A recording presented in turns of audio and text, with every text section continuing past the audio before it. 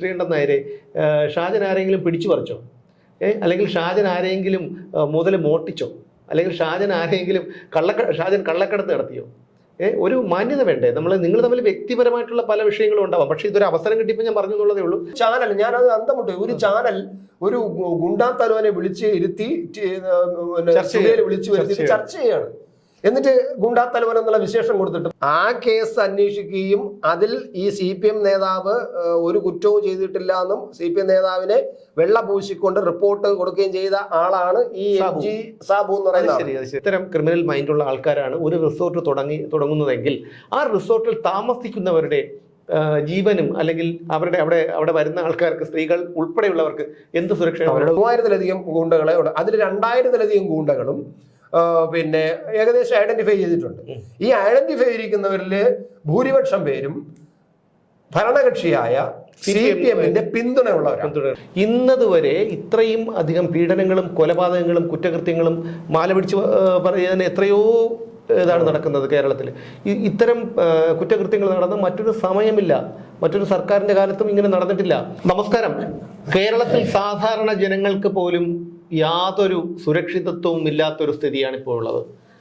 പാർട്ടിക്കാരുടെ ഭാഗത്തു നിന്നുള്ള ഭീഷണി വേറെ, SFIക്കാരുടെ ഭാഗത്തു നിന്നുള്ള ഭീഷണി, CPMകാരുടെ ഭാഗത്തു നിന്നുള്ള ഭീഷണി, DYFIക്കാരുടെ ഭാഗത്തു നിന്നുള്ള ഭീഷണി, ഇതോടൊപ്പം തന്നെ പോലീസും ഇപ്പോൾ വളരെ നിഷ്ക്രിയമാണെന്ന് നമുക്കറിയാം. പക്ഷേ പോലീസും ഇപ്പോൾ സർക്കാരിൻ്റെ ഒരു ചട്ടുകമായി പ്രവർത്തിക്കുന്നു. അല്ലെങ്കിൽ ചോദിക്കാനും പറയാനും ആളില്ല, നിർഗുണനായ ഒരു ആഭ്യന്തരമന്ത്രി, ഒന്നും ചെയ്തിട്ടും യാതൊരു കാര്യവുമില്ല, നിങ്ങൾ എന്ത് വേണോ ചെയ്തോ, അതുകൊണ്ട് ഞങ്ങൾക്ക് ഇഷ്ടമുള്ളത് ഞങ്ങളും ചെയ്യും എന്ന മട്ടിലാണ് ഇപ്പോൾ ചില പോലീസുകാരുടെ പെരുമാറ്റം. ആദ്യമേ തന്നെ പറയട്ടെ, ഇതൊരു എല്ലാ പോലീസുകാരെയും അടക്കി അല്ല ഈ പറയുന്നത്, അവരെല്ലാവരെയും ഉൾപ്പെടുത്തിയല്ല പറയുന്നത്. ഈ എല്ലാ കാര്യത്തിലും എല്ലാ മേഖലയിലും ചില പുഴുക്കുത്തുകൾ ഉണ്ടാവുമല്ലോ, ആ പുഴുക്കുത്തുകളെ മാത്രമാണ് ഈ പറയുന്നത്. പക്ഷേ നമ്മൾ ഈ സാധാരണക്കാരൻ്റെ ജീവിതം ഇന്നിപ്പോൾ കേരളത്തിൽ എങ്ങോട്ടാണ് ഈ പോക്ക്? സാധാരണക്കാരന്റെ ജീവിതം എന്ന് പറയുന്നത് ഒരു ഗവൺമെന്റ് ഉണ്ടെന്നുള്ള ഒരു അനുഭവം നമുക്ക് ഇവിടെ കിട്ടുന്നില്ലല്ലോ. ഇപ്പോൾ ഒരു സർക്കാർ ഇവിടെ ഭരിക്കുന്നു എന്ന് തത്വത്തിൽ അങ്ങനെ ഒരു സർക്കാർ ഉണ്ടെന്ന് പറയുന്നു. കാരണം മുഖ്യമന്ത്രി ഇന്നടത്ത് പങ്കെടുത്തു എന്നൊക്കെ TV-യിൽ കാണുമ്പോൾ ആ മുഖ്യമന്ത്രി ഉണ്ട് നമുക്ക് തോന്നും. അല്ലെങ്കിൽ ഒരു ആഭ്യന്തര വകുപ്പ് മന്ത്രി ഉണ്ടോ എന്നുള്ളതിനെ കുറിച്ച് നമുക്ക്, മന്ത്രിമാര് ടൂറിസം മന്ത്രി യോഗം വിളിച്ചു എന്ന് പറയുന്നു, മന്ത്രിമാർ അറിയുന്നില്ല എന്ന് പറയുന്നു. അപ്പൊ അങ്ങനെ വെച്ച് നോക്കുമ്പോൾ ഒരുപാട് കാര്യങ്ങൾ വെച്ച് നോക്കുമ്പോൾ ഇവിടെ ഒരു മന്ത്രിസഭ ഉണ്ടെന്നോ മന്ത്രി ഉണ്ടെന്നോ അറിയാൻ പറ്റില്ല. ഇപ്പൊ തന്നെ കളക്ടർമാരുടെ യോഗം വിളിച്ചു കൂട്ടി എന്ന് പറയുന്നു, പക്ഷെ റവന്യൂ വകുപ്പ് മന്ത്രി അറിഞ്ഞില്ല എന്ന് പറയുന്നു, വകുപ്പ് അറിഞ്ഞിട്ടില്ല, റവന്യൂ വകുപ്പ് അറിഞ്ഞിട്ടില്ല എന്ന് പറയുന്നു. അപ്പൊ ഇങ്ങനെ നമ്മൾ നോക്കുമ്പോൾ ഇതിനകത്ത് ഇവിടെ ഒരു ഗവൺമെന്റ് ഉണ്ടെന്നോ ഒരു ഗവൺമെന്റിന്റെ സാന്നിധ്യം ഉണ്ടെന്നോ ഒന്നും മനസ്സിലാവുന്നില്ല. അപ്പൊ അങ്ങനെ വരുമ്പോൾ സ്വാഭാവികമായിട്ടും ഇവിടെ ജനങ്ങളെ നാഥനില്ലാത്ത കളരിയായിട്ട് മാറി, ജനങ്ങളെ നോക്കാൻ ഒരാളില്ലാതായിരിക്കുന്നു. അവരെല്ലാം ഇങ്ങനെ പിന്നെ വാരിക്കെട്ടി വിദേശത്ത് പോയി സുഖവാസത്തിൽ കഴിഞ്ഞുകൊണ്ടിരിക്കുകയാണ്. ഇതാണ് അവസ്ഥ. അല്ല, ക്രമസമാധാനം മുഴുവൻ ഇല്ലാതായിരിക്കുന്നു കേരളത്തിൽ. ആ ഒരു അവസ്ഥയാണ്. കാരണം ഏതെല്ലാം രീതിയിലുള്ള കുറ്റകൃത്യങ്ങളും വീട്ടിലിരിക്കുന്നവനെ പോലും വന്ന് തല്ലിക്കൊല്ലുന്നു, അതിക്രൂരമായി തല്ലിക്കൊല്ലുന്നു, ഇതൊക്കെയാണ് നടക്കുന്നത്. അതിന് നമുക്ക് എടുത്തു പറയേണ്ട ഒരു കാര്യം, ഇപ്പോൾ 2 ദിവസം മുമ്പ് തിരുവനന്തപുരം മെഡിക്കൽ കോളേജിൽ നടന്നൊരു സംഭവം. അവിടെ അലഞ്ഞു തിരിഞ്ഞ് നടക്കുകയായിരുന്ന ഒരു പയ്യനെ അവിടെ 3-4 പേര് ഒരു ഓട്ടോറിക്ഷയിൽ വന്നു, അതും കൗമാരപ്രായക്കാരാണ്, ഓട്ടോറിക്ഷയിൽ ആയുധങ്ങളുമായി വന്ന് ഇവനെ അടിച്ച് വളരെ ക്രൂരമായി മർദ്ദിച്ചു. അവൻ ഇപ്പോൾ അതിതീവ്ര പരിചരണ വിഭാഗത്തിലാണ്. അവന് അച്ഛനും അമ്മയൊന്നും ഇല്ലാത്തൊരു പയ്യൻ, മുത്തശ്ശിയുടെ സംരക്ഷണയിൽ കഴിയുന്ന ഒരു പയ്യൻ. അപ്പോൾ ഏറ്റവും വലിയൊരു ഭീകരമായ ഒരു അവസ്ഥ എന്ന് പറഞ്ഞാൽ അവിടുത്തെ സെക്യൂരിറ്റിക്കാർ, തിരുവനന്തപുരം മെഡിക്കൽ കോളേജിലെ സെക്യൂരിറ്റിക്കാർ, കൂട്ടിരിപ്പുകാർ, ഈ അത്രയും ആൾക്കാർ കണ്ടുകൊണ്ട് നിൽക്കുമ്പോഴാണ് ഈ സംഭവം. എല്ലാവരും ചില ആരൊക്കെയോ മൊബൈൽ ഫോണിൽ പകർത്തി. അപ്പോൾ ചോദ്യം ചെയ്യാൻ ചെയ്യുന്നവരെ ഇവന്മാർ ഓടിച്ചു. അതേക്കുറിച്ചല്ല ഞാൻ പറയാൻ വന്നത്. ഇവിടെ പോലീസ് ഔട്ട് പോസ്റ്റ് ഉണ്ടെന്ന്, ഹെഡ് പോസ്റ്റ് ഉണ്ട്. രണ്ടാമത്തെ കാര്യം, കഷ്ടിച്ച് ഒരു 100-150 മീറ്റർ ദൂരമേ ഉള്ളൂ മെഡിക്കൽ കോളേജ് പോലീസ് സ്റ്റേഷനിലേക്ക്. ആ ഒരു പോലീസ് സ്റ്റേഷന്റെ മൂക്കിന്റെ തുമ്പിൽ പോലും ഇത്തരം ഗുണ്ട ആക്രമണം നടക്കുമ്പോൾ നമ്മുടെ പോലീസ് എങ്ങനെയാണ്? അതുപോലെ തന്നെയാണ് ഇന്നലെ ആതിരപ്പള്ളി പോലീസ് സ്റ്റേഷനിൽ നടന്നത്. വനംവകുപ്പിന്റെ കള്ളപ്പരാതിയിൽ റൂബിൻലാൽ എന്ന് പറയുന്ന 24-ന്റെ പ്രാദേശിക റിപ്പോർട്ടറെ അടിവസ്ത്രത്തിൽ നിർത്തി. ഇന്നത്തെ കാലത്ത് അടിവസ്ത്രത്തിൽ നിർത്തുന്ന നമ്മൾ കേട്ടിട്ടില്ലല്ലോ. കാരണം സുപ്രീം കോടതിയുടെ വ്യക്തമായിട്ടുള്ള മാനദണ്ഡങ്ങളുണ്ട്. അറസ്റ്റ് ചെയ്യുമ്പോൾ എങ്ങനെ അറസ്റ്റ് ചെയ്യണം, എന്താ പാലിക്കേണ്ട കൃത്യമായിട്ടുള്ള ചട്ടങ്ങളുണ്ട്. അതെല്ലാം കാറ്റിൽ പറത്തിക്കൊണ്ടാണ് അയാൾ ഈ റൂബിൻലാലിനെ, അതും രാത്രി വീട്ടിൽ ചെന്ന് ബലമായി പിടിച്ചിറക്കി വീട്ടിലിരുന്ന അതേ വസ്ത്രത്തോട് കൂടിയാണ് കൊണ്ടുവരുന്നത്. ഈ കൊണ്ടുവന്ന സമയത്തും ഇയാളുടെ അടിവസ്ത്രത്തിലാണ് നിർത്തിയത്. അവിടെ GD ചാർജിലുണ്ടായിരുന്നത് വനിതാ പോലീസ് ഉദ്യോഗസ്ഥയാണ്. അവരുടെ മുമ്പിലാണ് അതുപോലെ നിർത്തിയത്. ഇയാളുടെ ഫോണിനെ ഇവർ തല്ലിപ്പൊട്ടിച്ച് വനം വകുപ്പ് ഉദ്യോഗസ്ഥരെന്തോ നേരത്തെ പിടിച്ചിട്ട്, കാരണം ഇയാൾ വനം വകുപ്പിന്റെ പല പിന്നെ ഇതുപോലെ എന്താണ് പല ക്രമക്കേടുകളും ഇയാൾ പുറത്തു കൊണ്ടുവന്നിരുന്നു. ഒരു പരിസ്ഥിതി പ്രവർത്തകൻ കൂടെയാണ്, പാർട്ടി പ്രവർത്തനായിരുന്നു, CPM പ്രവർത്തകനായിരുന്നു, പരിസ്ഥിതി പ്രവർത്തനായിരുന്നു അയാൾ. നല്ലൊരു പാർട്ടി പ്രവർത്തകനാണ്. അപ്പൊ എന്തായാലും ഒരു കാര്യത്തിൽ എനിക്ക് സന്തോഷമുണ്ട്, ഒരു പാർട്ടി പ്രവർത്തകന് കണ്ടു കിട്ടിയതിൽ എനിക്ക് സന്തോഷമുണ്ട്. പക്ഷേ ഒരു മനുഷ്യന് അല്ലെങ്കിൽ ഒരു മാധ്യമ പ്രവർത്തകന് എന്നുള്ള നിലയിൽ പോട്ടെ, മനുഷ്യന്റെ കാര്യം തന്നെ എടുക്കുക, ഒരു മനുഷ്യനാണെന്ന് വെച്ചാൽ പോലും അയാൾ ഈ കാര്യങ്ങളൊക്കെ ജനങ്ങളുടെ സമൂഹത്തിന്റെ മുന്നിൽ കൊണ്ടുവരുന്നു എന്നതിന്റെ പേരിൽ അയാൾ ഇപ്പോൾ ഒരു കാട്ടുപന്നി ചത്ത് കിടന്നതിന്റെ ദൃശ്യങ്ങൾ എടുക്കാനാണ് അവിടെ പോയത്.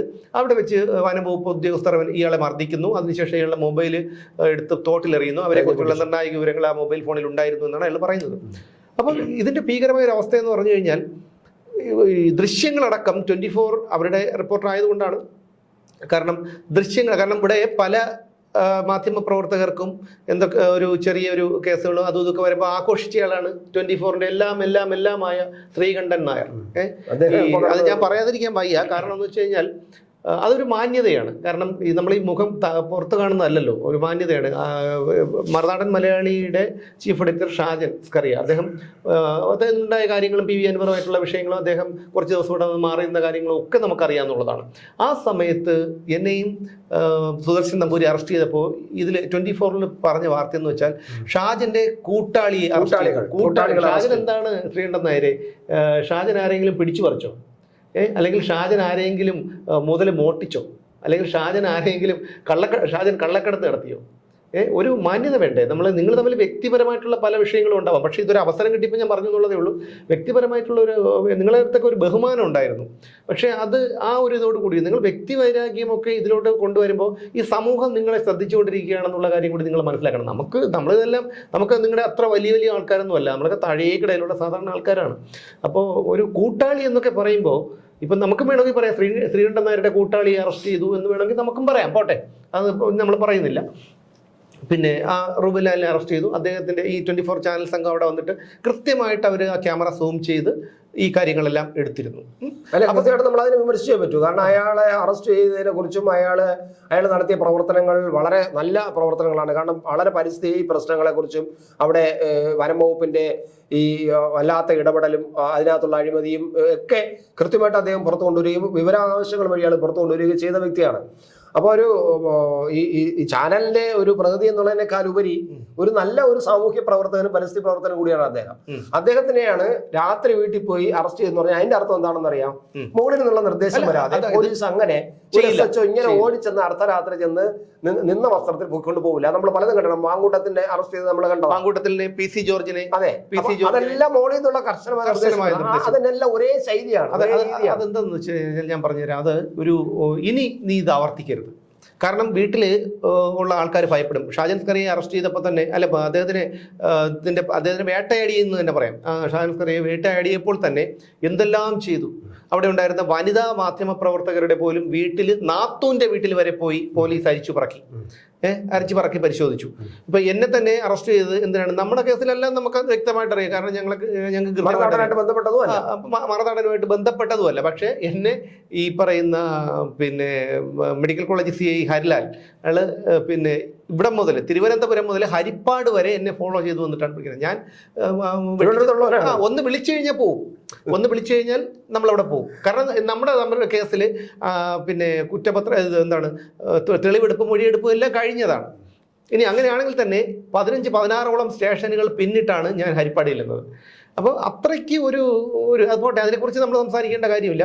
അപ്പോൾ ഈ മുകളിൽ നിന്നുള്ള നിർദ്ദേശത്തോടെ അല്ലാതെ ചെയ്യാൻ പറ്റില്ല. കാരണം വീട്ടുകാർ ഭയപ്പെടും. അല്ല, ഈ അതായത് PC ജോർജിനെ അറസ്റ്റ് ചെയ്ത്, മാങ്കൂട്ടത്തിനെ അറസ്റ്റ് ചെയ്ത്, ഇപ്പൊ പറഞ്ഞ റൂബിലിനെ അറസ്റ്റ് ചെയ്ത്, എല്ലാം തന്നെ ഒരേ ശൈലിയാണ്, ഒരേ രീതിയാണ്.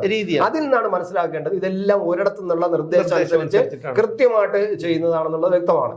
അപ്പൊ എന്തായാലും അയാളെ അറസ്റ്റ് ചെയ്തും അദ്ദേഹം എന്തായാലും അവർ നിയമ പോരാട്ടം നടത്തട്ടെ. ചാനലും കൂടെ ഉണ്ടാകുമെന്നാണ് പറയുന്നത്. എന്തായാലും ഈ വനം വകുപ്പ് ചെയ്തിരിക്കുന്നത് അന്യായമാണെന്നുള്ളതിന് നമുക്കും അത് തന്നെയാണ് അഭിപ്രായം പറയാനുള്ളത്. മാനുഷിക പ്രശ്നമുണ്ട് ഈ പറയുന്ന ഈ ജട്ടിയിൽ നിർത്തിയതെന്ന് പറഞ്ഞാൽ ഏറ്റവും വലിയ മാനുഷിക പ്രശ്നമാണ്. അതിനെയും ചോദ്യം ചെയ്യേണ്ടത് തന്നെയാണ്. അത് അവിടെ ഇരുന്നോട്ടെ. ഇപ്പൊ നമ്മളെ ഇപ്പൊ ഏറ്റവും പ്രധാന ഗുണ്ടകളുടെ ഒരു കാര്യം കൂടി പറയാതെ പോകാൻ വയ്യ.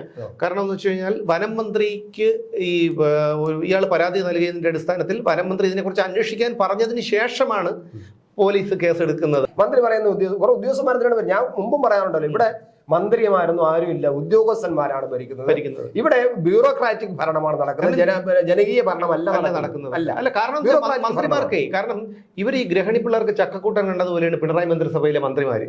അവർക്ക് ഭരിക്കേണ്ട, അവർക്ക് ഇങ്ങനെ ഈ അധികാരത്തിൽ അഭിനമിച്ചു ആഡംബരത്തിൽ ആറാടി സ്റ്റേറ്റ് കാറിൽ കറങ്ങി നടന്ന് ഉദ്ഘാടന യോഗങ്ങളിൽ പങ്കെടുത്ത് മാധ്യമങ്ങളിൽ ഇറങ്ങി നിന്ന് വിദേശ തർക്കിയിട്ടടിച്ച് പിന്നെ ഇങ്ങനെ ജീവിക്കണം. കാരണം അവർ ഒരു അത്ഭുതമാണ്. കാരണം ഇവരൊക്കെ പാർട്ടിയിൽ വന്ന സമയത്ത് ഇവന്മാർക്കൊക്കെ അറിയാം ഒരിക്കലും ഒരു മന്ത്രിസ്ഥാനത്ത് എത്താൻ പറ്റില്ല എന്നൊക്കെ അറിയാം. ഇവിടെ ഞാൻ പലരുടെ പേരെടുത്ത് പറയുന്നില്ലെങ്കിൽ പോലും പലരും അറിയാം. മറ്റ് മേഖലയിലൊക്കെ നിന്ന ആൾക്കാരൊക്കെ ഇപ്പോൾ വന്നിട്ട് മന്ത്രിമാരായി ആ മേഖലയെ മുഴുവൻ കുളന്തോണ്ടിരിക്കുകയാണ്.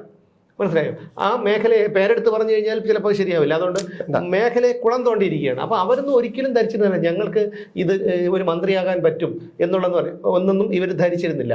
ഇവരെന്താണ് ഉദ്യോഗസ്ഥരെ എങ്ങനെ ഭരിച്ചോട്ടെ, ഞങ്ങൾക്ക് അതൊരു വിഷയം. കാരണം ഉദ്യോഗസ്ഥരുണ്ടെങ്കിൽ മാത്രമേ ഞങ്ങൾക്ക് നിലനിൽപ്പുള്ളൂ. അതുകൊണ്ട് ഞങ്ങൾ ഇഷ്ടം പോലെ അഴിമതി കാണിക്കും, ഞങ്ങൾ ഇഷ്ടം പോലെ വിദേശ ദൂരത്ത് പോകും, ഞങ്ങൾ മൂലക്കുരുവിനെ ചികിത്സിക്കാൻ മയോ ക്ലിനിക്കിൽ പോകും, ഞങ്ങൾ ഇന്തോനേഷ്യയിൽ പോകും, സിംഗപ്പൂരിൽ പോകും, വേറെ പോകും, അവിടെ പോകും, ഇവിടെ പോകും, എല്ലായിടത്തും ഞങ്ങൾ പോകും.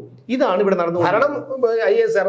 ഭരണം IAS-കാരും അല്ല, ഈ പറഞ്ഞതുപോലെ നടത്തിക്കൊണ്ടിരിക്കുന്നത് വേറെ വല്ലതുമാണല്ലോ. അല്ല അതുകൊണ്ട് എന്നാലും അതിന്റെ ചുമതല മുഴുവനും IAS ആണല്ലോ.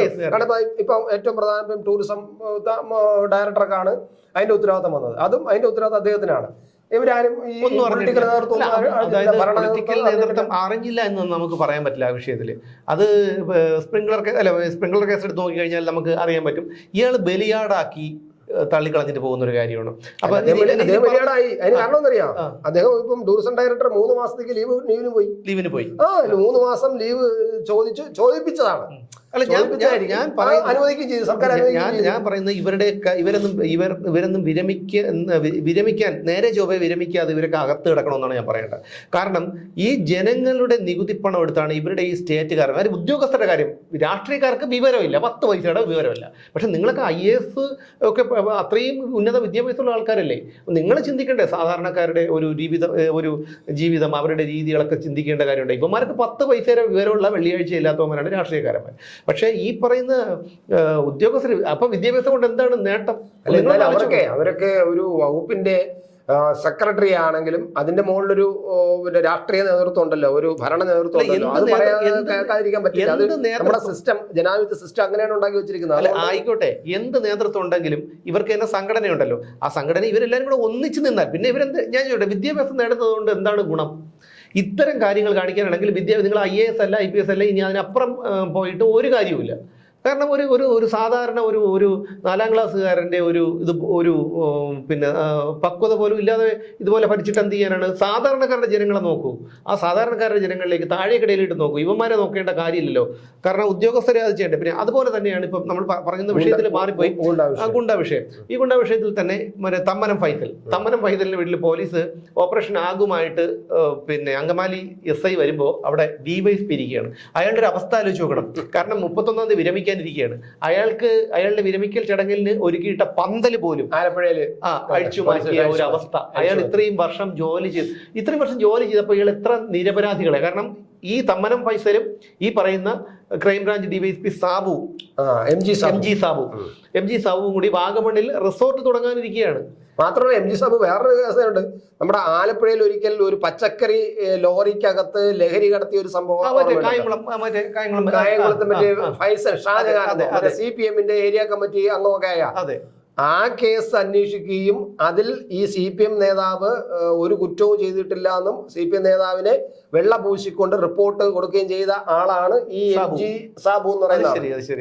അപ്പൊ അത് മനസ്സിലാവുമല്ലോ. അപ്പൊ അദ്ദേഹത്തിന്റെ ഒരു സ്റ്റൈൽ എന്താണെന്ന് മനസ്സിലാവുമല്ലോ. അപ്പൊ അദ്ദേഹം സ്വാഭാവികമായിട്ടും വിട്ടു. അല്ല, ഈ സാധാരണക്കാരെ ഒന്ന് ആലോചിച്ച് നോക്കൂ. ഇയാൾ ചാടി പെട്ടെന്ന് DYSP ആളല്ലല്ലോ.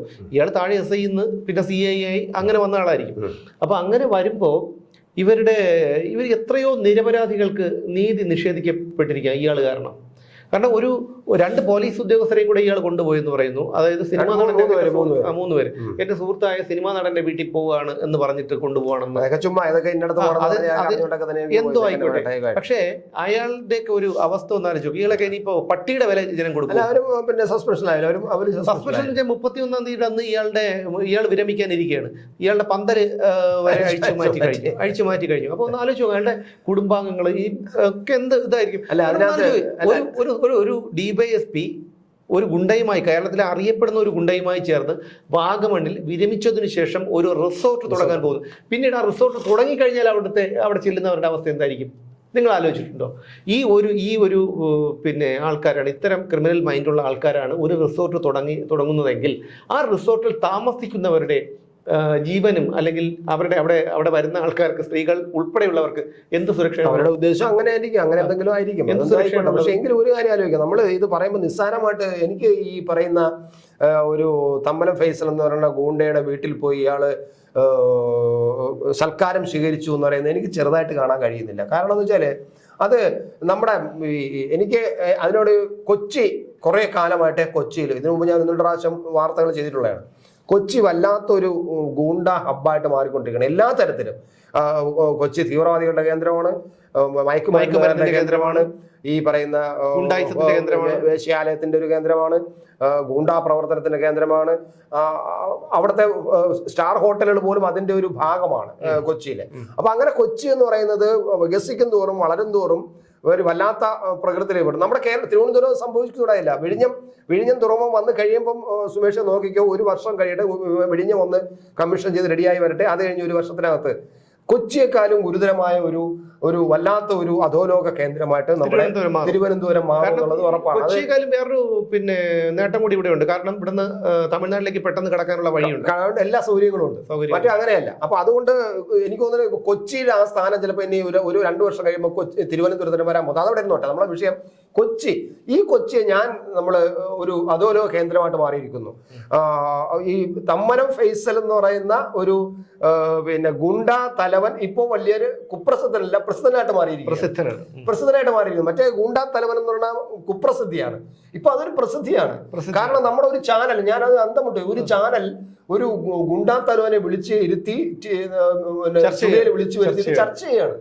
എന്നിട്ട് ഗുണ്ടാ തലവൻ എന്നുള്ള വിശേഷം കൊടുത്തിട്ട് ഇപ്പം ചർച്ച നടത്തുമ്പോൾ 2 വ്യക്തികളെ സംബന്ധിച്ചിടത്തോളം ഒന്നീ രാഷ്ട്രീയ നിരീക്ഷകൻ, അതല്ലെങ്കിൽ സാമൂഹ്യ പ്രവർത്തകൻ, അല്ലെങ്കിൽ പരിസ്ഥിതി പ്രവർത്തനത്തെ ആണല്ലോ നമ്മുടെ പേര് പിന്നെ സബ് ടൈറ്റിൽ കാണിക്കുമ്പോൾ ആ പേരിന് താഴെ വയ്ക്കുന്നത്, അല്ലെ പേരിന്റെ മുകളിൽ വയ്ക്കുന്നത്.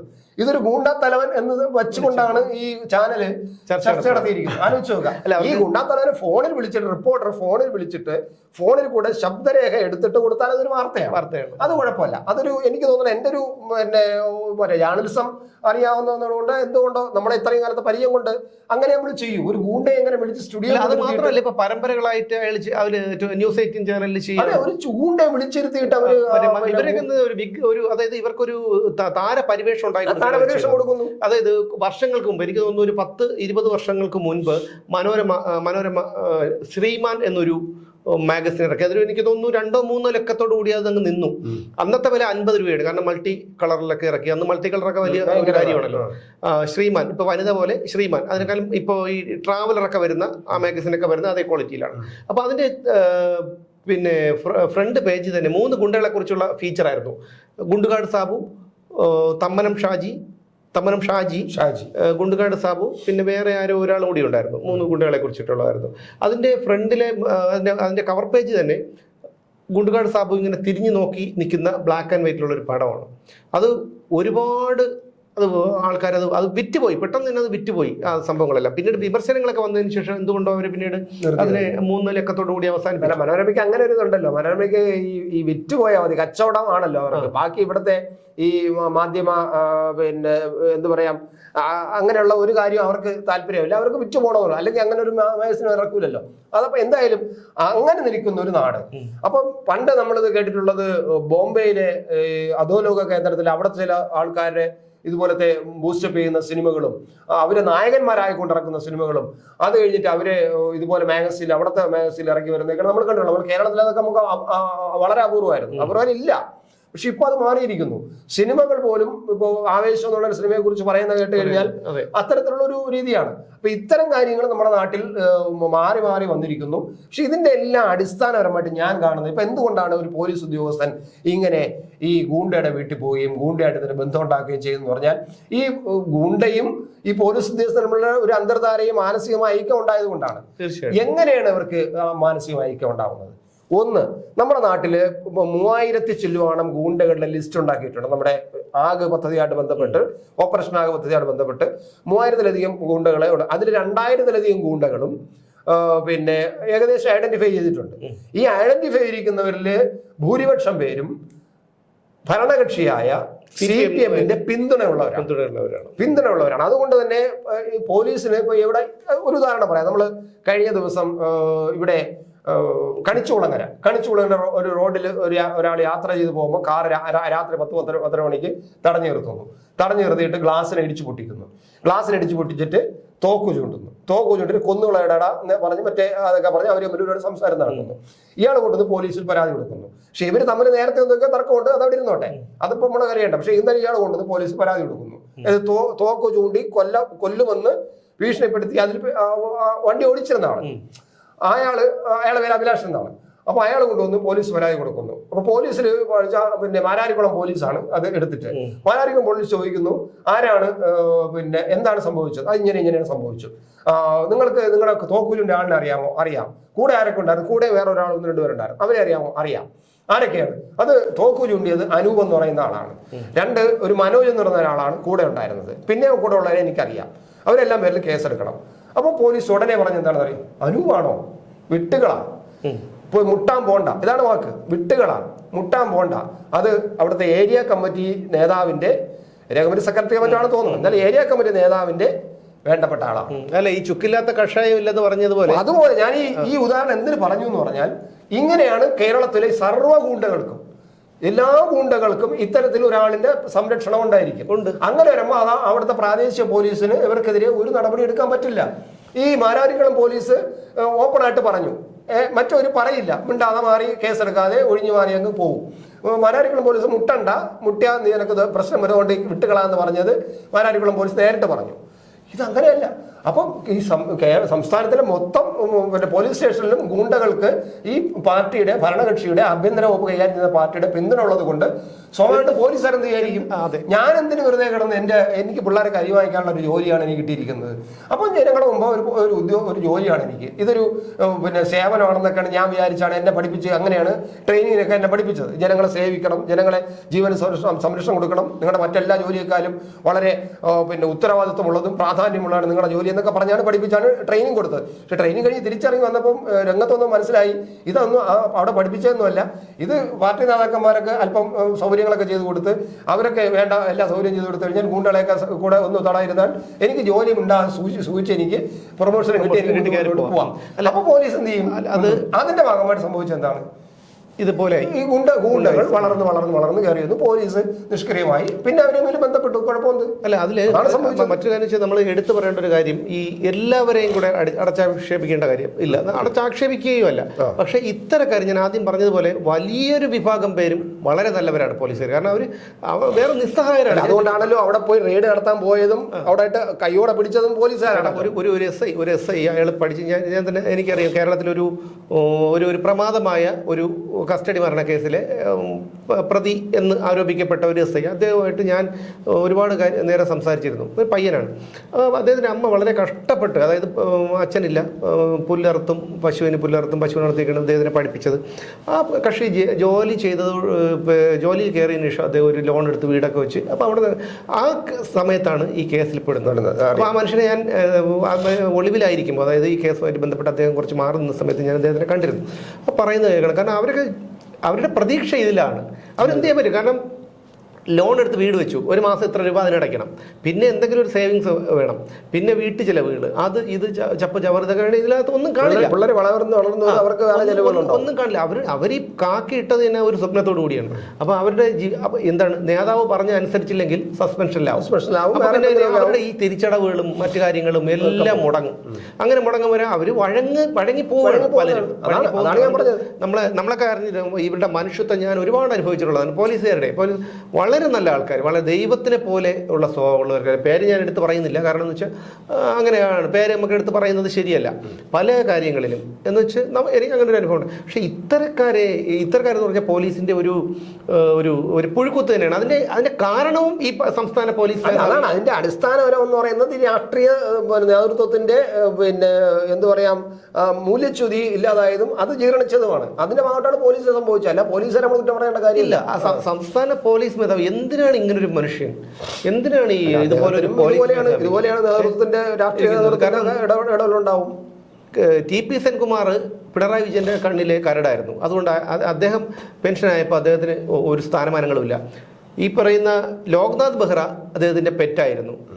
മെട്രോയുടെ എന്തുകൊണ്ട് ഇതുപോലെ കണ്ടില്ല കേട്ടില്ല അദ്ദേഹത്തിന് കിട്ടി. TP കണ്ടില്ല കേട്ടില്ല നിന്നില്ല. അതാണ് അതിന്റെ പ്രശ്നം. അപ്പൊ ഇതുകൊണ്ട് പോലീസുകാര് അപ്പൊ പറയ വരുന്ന പോലീസുകാർ എന്ത് വിചാരിക്കും, ഞാൻ എന്തിന് തർക്കിക്കാണ്ട് TP സെൻകുമാർ ഒന്നുമില്ല ചുമ്മായിരിക്കുന്നു, മറ്റേ ജേക്കബ് തോമസ് ഒക്കെ ഇരിക്കുന്ന കേട്ടല്ല, എന്തിനിപ്പോ അങ്ങനെ പോകണം, എനിക്ക് പെൻഷൻ കഴിഞ്ഞിട്ട് സ്വസ്ഥമായിട്ട് എനിക്ക് പിള്ളേരൊക്കെ ഉള്ള സമ്പാദ്യം വാങ്ങിച്ചായിരിക്കാം, ഞാൻ ഇനി അതിന്റെ പിറകെ കേസും മഴക്കും അങ്ങനെ ചിന്തിക്കേണ്ടി വരും. ചിന്തിക്കാൻ അവർ നിർബന്ധിതരാകുകയാണ്. നമ്മുടെ രാഷ്ട്രീയം നമ്മുടെ ജനാധിപത്യത്തിൽ വിശ്വസിക്കുകയും ജനാധിപത്യം സംരക്ഷിക്കുമെന്നും ഇവിടെ ഭരണഘടന എന്തോ ആയി പോകുമെന്നൊക്കെ പറഞ്ഞ് നടക്കുന്നവന്മാരുടെ വിപ്രവർത്തനം ഇതാണ്.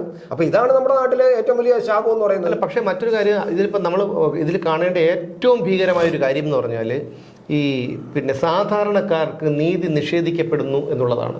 കാരണം ഒന്നാം പിണറായി സർക്കാരിൻ്റെ കാലത്ത് 22 പോലീസിനെ പ്രതിക്കൂട്ടിലാക്കിയ 22 കസ്റ്റഡി മരണങ്ങൾ, അത് ലോകപ്പിനകത്തും പുറത്തുമായി നടന്നത് 22. ഭാഗ്യം പോലെ ഈ വർഷം ഈ രണ്ടാം പിണറായി സർക്കാരിൻ്റെ കാലത്ത് അങ്ങനെ ഒരു സംഭവം ഇല്ല. പക്ഷേ ഈ സാധാരണക്കാരൻ എന്ത് ചെയ്യും? സാധാരണക്കാരൻ ഇപ്പോൾ ഒരു ഗുണ്ടയാവട്ടെ അല്ലെങ്കിൽ പാർട്ടിയിൽ സ്വാധീനമുള്ളവരാകട്ടെ, അവരൊരു സമാന്തര സർക്കാരിനെ അല്ലെങ്കിൽ സമാന്തര ക്രമസമാധാന അതോറിറ്റി ഉണ്ടാക്കിയെടുക്കാനാണ് പാർട്ടി ശ്രമിച്ചുകൊണ്ടിരിക്കുന്നത്. കാരണം പാർട്ടി ഓഫീസിൽ എല്ലാം തീരുമാനമാക്കുക, അല്ലെങ്കിൽ പാർട്ടിക്കാരെടുത്ത് തീരുമാനമാക്കുക, അതുവഴി അവരുടെ പാർട്ടിയിലേക്ക് ചേർത്ത് നിർത്തുക, അങ്ങനെ ആൾക്കാരെ നിർബന്ധിതരാക്കുക. ആ ഒരു രീതിയിലാണ് പോലീസിനെ ആ രീതിയിൽ തന്നെ അഴിച്ചുവിട്ടിരിക്കുകയാണ്. കാരണം ഇവിടുത്തെ എത്രയോ സ്വകാര്യ സേന പാർട്ടിയുടെ സംരക്ഷണത്തിനും പാർട്ടിക്കാർക്കും നേതാക്കൾക്ക് സംരക്ഷിക്കാൻ വേണ്ടിയുള്ള സ്വകാര്യ സേന, അതിന് അവർക്കൊരു സ്വകാര്യ സേന ഉണ്ട്. ഡിഫിയുടെയും SFIയുടെ ഒരു സ്വകാര്യ സേന ഉണ്ട്. അതുകൂടാതെ അവർ കുറച്ച് ഗുണ്ടകളുടെ സ്വകാര്യ സേനയുണ്ട്.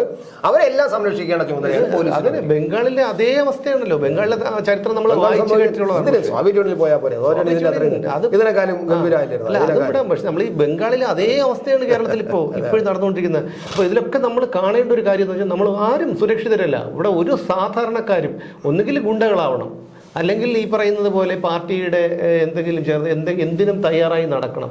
അല്ലാതെ മാനമര്യാദയായിട്ട് ഒരു തൊഴിൽ ചെയ്ത് ജീവിക്കാൻ പറ്റാത്ത സാഹചര്യമാണ് ഇപ്പോൾ കേരളത്തിലുള്ളത്. സാമ്പത്തിക പ്രതിസന്ധിയും മറ്റു കാര്യങ്ങളൊക്കെ പോകട്ടെ, പക്ഷേ ജീവന് പോലും, അത് പൊതുനിരത്തിൽ എന്നല്ല, എന്താണ് വീടുകൾക്കുള്ളിൽ പോലും സുരക്ഷിതമില്ല എന്ന് വന്നു കഴിഞ്ഞാൽ നിങ്ങളൊന്ന് എടുത്തു നോക്കൂ. കേരളത്തിൻ്റെ ചരിത്രം എടുത്തു നോക്കൂ. ഇന്നതുവരെ ഇത്രയും അധികം പീഡനങ്ങളും കൊലപാതകങ്ങളും കുറ്റകൃത്യങ്ങളും മാല പിടിച്ച് പറയുന്നതിന് എത്രയോ ഇതാണ് നടക്കുന്നത് കേരളത്തിൽ.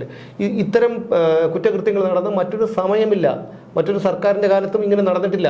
ഇന്ത്യയിൽ ഒരു സംസ്ഥാനത്തും ഇത്തരത്തിൽ ഉള്ള ഒരു ഇതേപോലെ പീഡനങ്ങളും പിടിച്ചുപറികളും കൊലപാതകങ്ങളും അതിക്രൂരമായ കൊലപാതകങ്ങളും ഒന്നും നടക്കുന്നില്ല. ഇവിടെ ഞാനും നിങ്ങളും ഉൾപ്പെടുന്ന ഒരു സാധാരണക്കാരൻ്റെ ജീവന് യാതൊരു വിലയും സുരക്ഷിതത്വവും ഇല്ലാത്ത ഒരു അവസ്ഥയിൽ കൂടിയാണ് കേരളം കടന്നു പോകുന്നത്. അതിൻ്റെ നേർക്കാഴ്ചകളാണ് നമ്മളിപ്പോൾ വാടാനപ്പള്ളി പോലീസ് സ്റ്റേഷനിലും ഈ പറയുന്ന തമ്മനം ഫൈസലിൻ്റെ കാര്യത്തിലും DYSP MG സാബുവിൻ്റെ കാര്യത്തിലുമൊക്കെ കണ്ടത്. ഇനി എന്താണ് എന്നുള്ളതിന് ഉത്തരം പറയാൻ ഞാൻ ആളല്ല. വരുന്നിടത്ത് വെച്ച് കാണാം എന്ന് മാത്രമേ പറയാനുള്ളൂ. മറ്റൊരു വിഷയവുമായി വീണ്ടും കാണാം നാളെ.